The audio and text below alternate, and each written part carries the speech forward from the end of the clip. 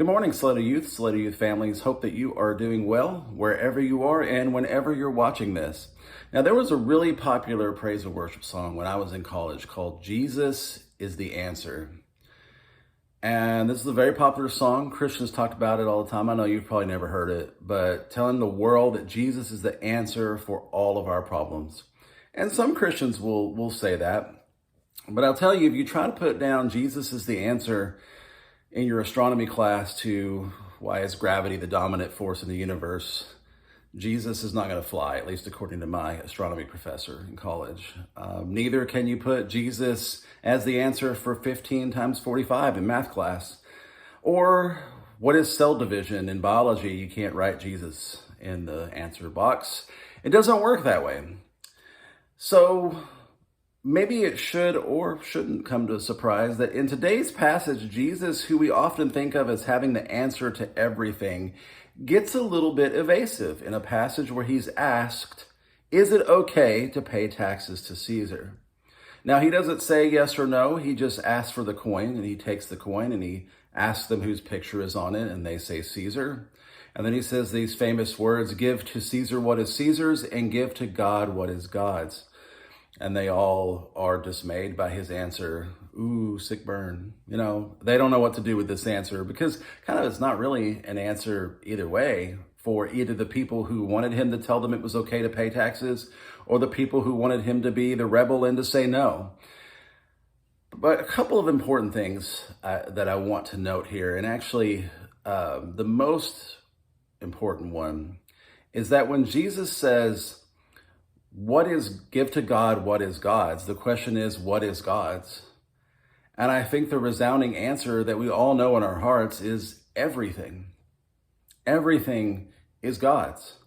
So when we talk about how much of my time should I give to God's work, how much of my money should I give to God's work, I'm not saying that it needs to be everything in the sense of I take all my money and give it to the church or give it to a charity, because God knows we need to live and we need to have food and shelter and all those good things.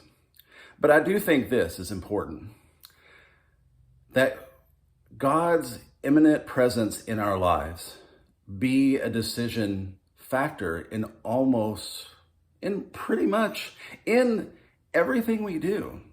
The decisions we make about our careers that we're going to have, the decisions we make about who we're really close friends with, the decisions we make about how we do spend our money, that the presence of God should inform all of those things.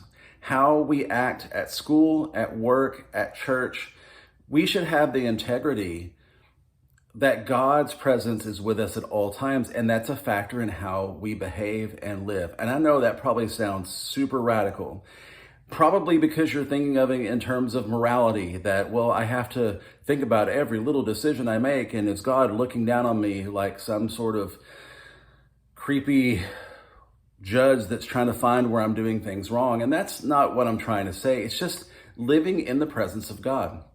An understanding that God's love is with us at all times, and God wants the best for us, and God forgives and cares and wants us to care for others. And that should permeate our lives to such an extent that we, as a Christian, a little Christ, people see us as Christ-like. That is kind of the goal of this all. And when you join a Methodist church, you make a vow about that commitment, about your presence and your gifts and your talents. And I myself have been challenged on that this week about some ways that maybe I'm not doing that as well as I should, because it's an ongoing process and it's not about making you feel guilty, but it is about learning to live life in the presence of God and in the awareness of God in the beautiful relationship of love that we have with Him. And then all of our lives are rendering to God what is God's.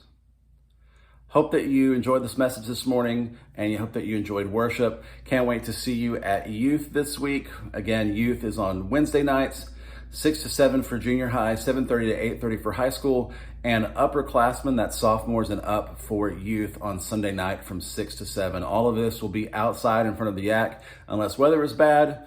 or the mosquitoes are really, really terrible, and we've been inside a couple of times. But if the weather's bad, we'll be inside. Otherwise, we'll be at the Yak. So hope to see you there. Love all of you. Talk to you soon. Bye.